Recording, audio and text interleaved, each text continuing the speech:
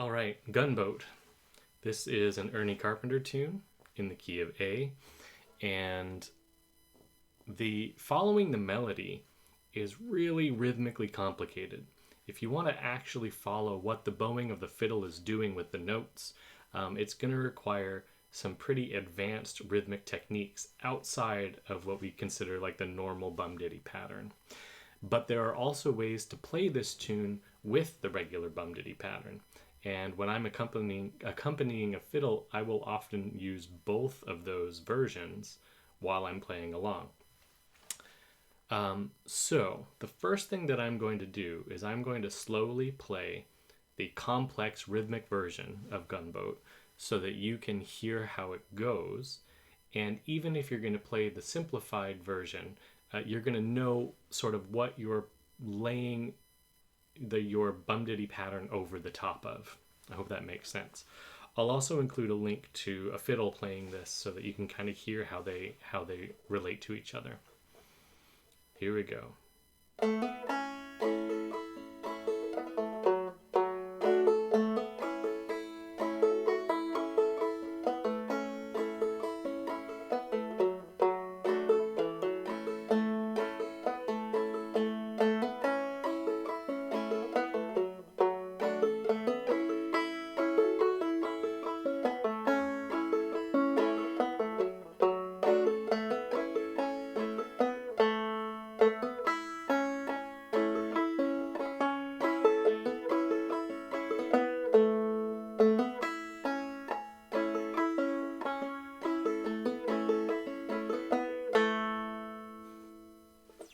All right.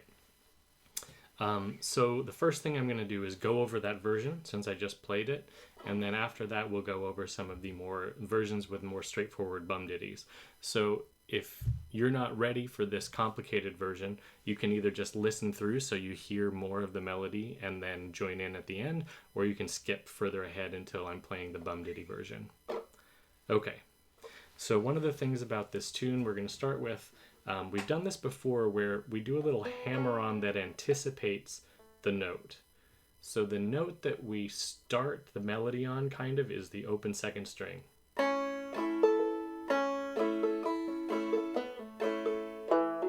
Sorry, it starts on the second string. But the way that the actual melody of the song goes is we have this little anticipating hammer-on.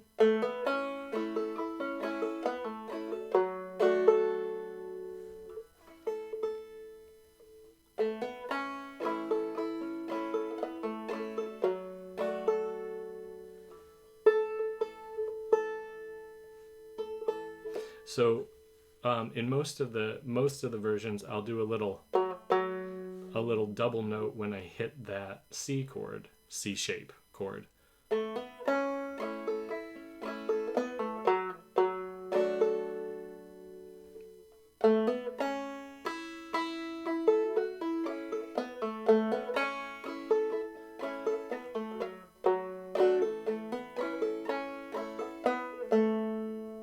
And there at the end, when you listen to the actual melody, it has that pause at the end.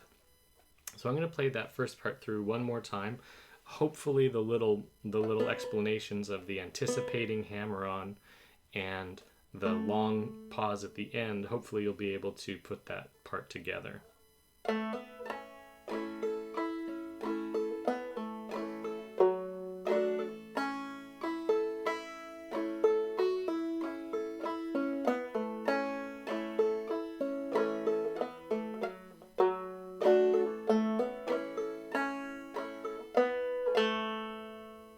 Okay, here comes the B part, and the B part is where it gets really funky, because the melody goes ba-da-dun-dun-dun, ba-da-dun-dun-dun, and so that's a really hard melody to match in clawhammer. So what I do is this.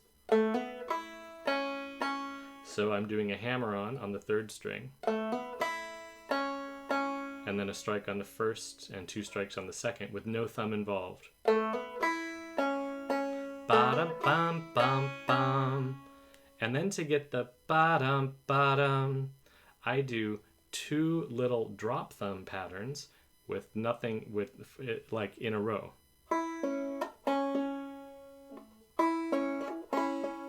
And in order to do those and get the melody notes that I want, I'm striking the first string and then the second string with my thumb. And then I'm going to strike the second string and the third string with my thumb with my finger fretted at the 4th fret of the 3rd string.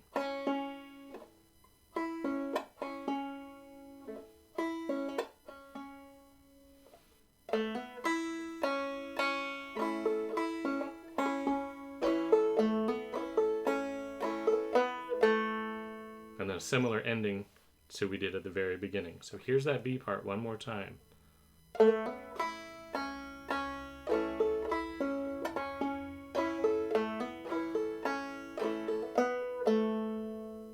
All right, I hope that makes sense. So that beginning part, we could do it without the anticipating note, and we can do it without the double note if we want to. So I'll play a version of that A part that doesn't use those slightly more complicated techniques.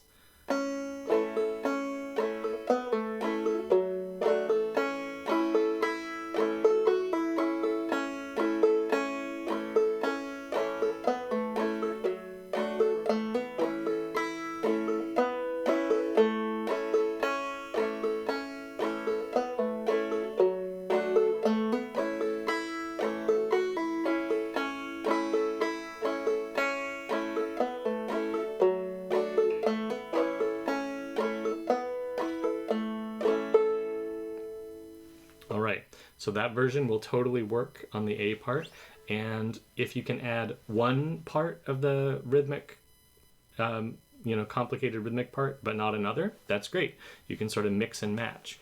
And sometimes, like I said, I'll even play that part over the top of the fiddle because it does give it some variation, and there's a nice little tension in the fact that it doesn't quite fit the melody. That happens a lot in banjo. You're not totally fitting the melody, but sometimes the way that you figure out how to play along can add something interesting to the arrangement of the tune with the fiddle. So here comes the B part.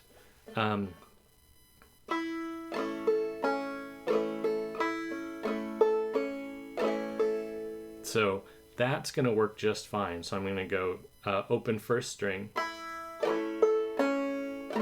drop thumb, oops, and then you should hit the second string.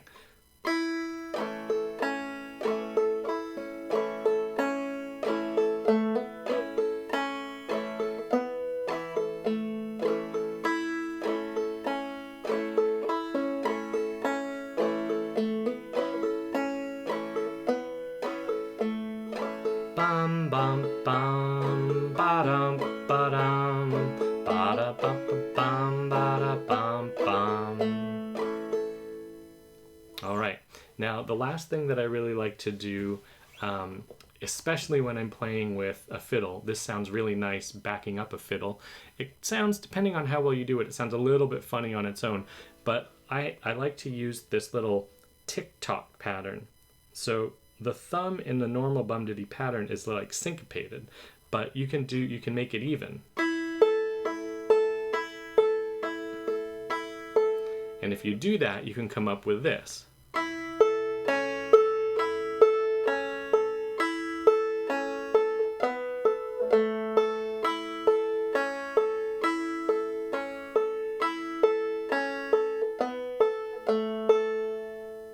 And that sounds really lovely against the syncopated fiddle part. I know that this one is a little bit more complicated, the full version, so I hope you're able to follow along, and feel free to send me a message or put a comment and let me know if you have any questions. I'd be happy to try to answer them and even post a follow-up video to deal with any of the specific questions you might have.